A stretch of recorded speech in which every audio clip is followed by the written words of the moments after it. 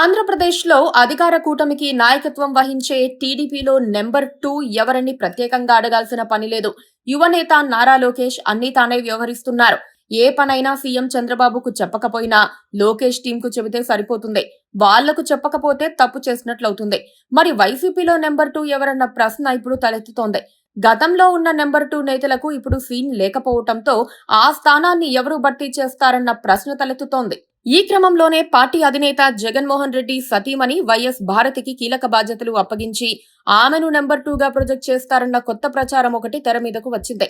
జగన్ పాదయాత్రకు బయలుదేరబోతున్న తరుణంలో బ్యాకప్ గా పార్టీ వ్యవహారాలు చూసుకునేందుకు అన్ని బాధ్యతలు భారతికి అప్పగించే వీలుందన్నది కొందరు చేస్తోన్న ప్రచారం.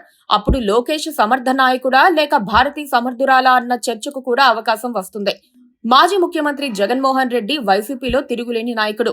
ప్రతి నిర్ణయము ఆయన గ్రీన్ సిగ్నల్ ఇచ్చిన తర్వాతే అమలవుతుంది. పార్టీ గెలుపుకు జగన్ ఇమేజ్ కు లింక్ ఉంటుంది. ఇంతకాలం జగన్ అన్ని తానై పార్టీని నెట్టుకుంటూ వచ్చారు. అయితే ఇప్పుడు పరిస్థితులు మారుతున్నాయి. దాంతో జగన్ పార్టీలో నెంబర్ 2 అవసరం ఏర్పడిందని అంటున్నారు. గతంలో విజయసాయిరెడ్డి ఈ పోస్టులో ఉండేవారు అని అనుకునేవారు. అయితే ఆయన 2 ఏళ్ల క్రితం పార్టీని వీడి వెళ్లిపోయారు. ప్రస్తుతం సజ్జల రామకృష్ణారెడ్డి పార్టీలో జగన్ తర్వాత కీలకంగా వ్యవహరిస్తున్నారని అనుకున్నా అది కూడా సరిపోవటం లేదు. కోటరీ జగన్ చుట్టూ ఉందని ఒక ప్రచారం అయితే ఉంది. ఆ వ్యవహారంలో చాలా మంది అసంతృప్తి చెందుతున్నారు. దాంతో జగన్ సరికొత్తగా ఆలోచన చేస్తున్నారు అని అంటున్నారు. ప్రస్తుతం ఏపీలోని టీడీపీలో చంద్రబాబుకు లోకేష్ అందుకొని వచ్చారు. ఆయన పార్టీ వ్యవహారాలను చక్కబెడుతున్నారు. అలాగే జనసేనలో పవన్ కి నాగబాబు అండగా ఉన్నారు. అలాగే వైసీపీకి కూడా సంబంధికులు వెన్నుదన్నుగా ఉంటే ఏ ఇబ్బంది ఉండదు. పైగా ఎలాంటి కోటరీ విమర్శలు రాకపోతే నాయకత్వం అంతా ఒక్కటిగా ఉంటుందని భావిస్తున్నారట. అందుకు వైఎస్ భారతి సమర్థ నాయకురాలని చెప్పుకుంటున్నారట. భారతికి కీలక బాధ్యతలు అప్పగించే విషయమై కొన్నాళ్ల క్రితం కూడా ఒక చర్చ తెర మీదకు వచ్చింది. అప్పట్లో జగన్ కేసులు తుది దశకు వచ్చాయని తిరిగి అరెస్ట్ కావటం ఖాయమని చెప్పుకున్నారు.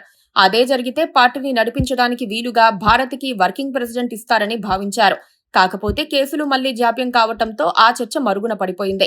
ఇప్పుడు జగన్ పాదయాత్ర 2029 వరకు జరిగే అవకాశం ఉండటంతో పార్టీ వ్యవహారాలు, కేంద్ర కార్యాలయ బాధ్యతలు నిర్వర్తించేందుకు ఒక నమ్మకమైన నెంబర్ 2ని నియమించాలని ఆలోచిస్తున్నట్లు సమాచారం.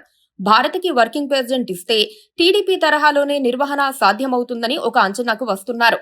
జగన్ వ్యాపారాలు ఇప్పుడు భారతి పర్యవేక్షణలోనే జరుగుతున్నాయి. రాజకీయాల్లో కూడా ఆమె గట్టిగా కాలు మోపితే చేదోడు వాదుడుగా ఉంటారని ఎదురు చూస్తున్నారు. ఏం జరుగుతుందో చూడాలి.